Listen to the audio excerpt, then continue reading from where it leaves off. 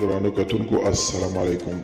زه محمد سلمان همدرد د حق غږ پښتو چینل خبري لنډیز کې ستاسو کوربه اوس تاسو پام را اړوم د مهمو خبرونو لنډیز.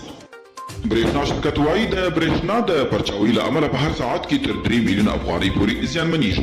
د برېښنا شرکت مسؤلین وایي چې د ناپېژانده وسلوالو له لوري د برېښنا پایو نړول د اندېښنې وړ مسله ده او امنیتي ادارې باید په دې اړه ژر تر ژره جدي اقدامات ترسره کړي.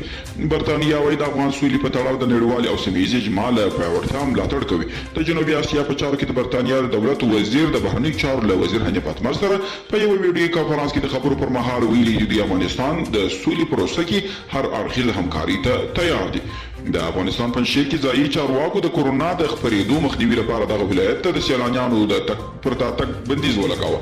د پنجشیر د والي ویان منصور عیناوي وایي د کورونا د چټک خپرېدو د مخنیوي لپاره یې دا پرېکړه کړې او له ځایي خلکو هم غواړي د راتلونکو ورځو کې له غونډو او تګ راتګ ډډه وکړي.